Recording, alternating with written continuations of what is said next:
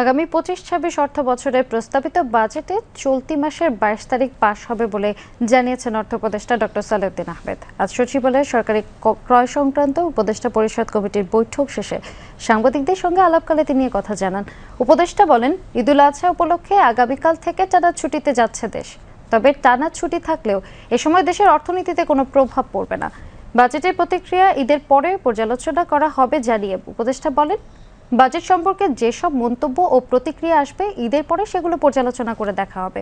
২২ June budget pass হবে। পুলিশের জন্য আমরা অনেকগুলো গাড়ি কেনার জন্য অর্থ অনুমোদন করেছি, তাদের অনেকগুলো গাড়ি ড্যামেজ হয়েছে।